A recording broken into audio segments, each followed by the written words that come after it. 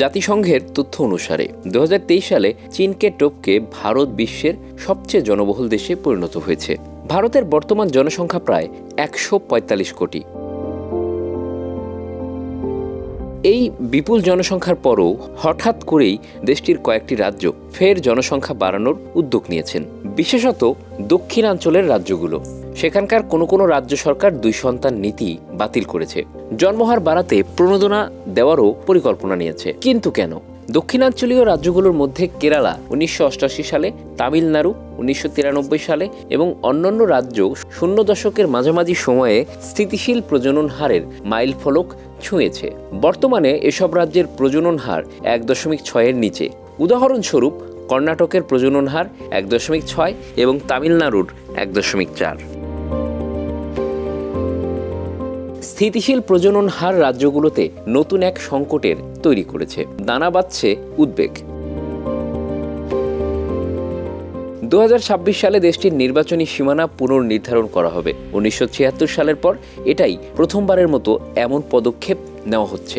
জনসংখ্যার উপর ভিত্তি করেই নির্বাচনী আসনের সংখ্যা নির্ধারণ করা হবে। ভারতের দক্ষিণাঞ্চলীয় রাজ্যগুলোতে বর্তমানে লোকসভায় মোট 129টি আসন রয়েছে।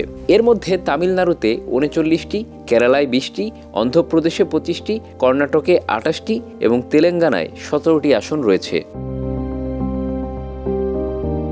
অন্যদিকে দেশটির উত্তরাঞ্চলীয় রাজ্যগুলোর মোট লোকসভা আসন বর্তমানে 308টি। এর মধ্যে উত্তরপ্রদেশে 80টি, বিহারে 40টি, রাজস্থানে 25টি, মধ্যপ্রদেশে 29টি, হরিয়ানায় 10টি, উত্তরাখণ্ডে 5টি, হিমাচলে 4টি, দিল্লিতে 7টি, ছত্তিশগড়ে 11টি এবং ঝাড়খণ্ডে 14টি।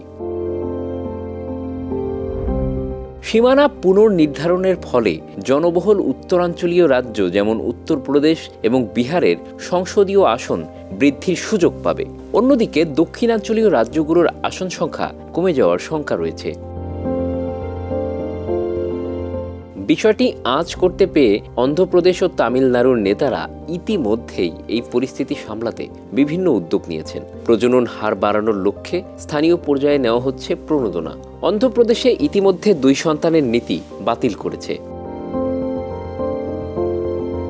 অন্ধ্রপ্রদেশের নেতারা বলছেন তারা বুঝতে পেরেছেন প্রজনন হার বাড়ানোর মাধ্যমেই তাদের রাজ্যের ভবিষ্যৎ সুরক্ষিত করা সম্ভব।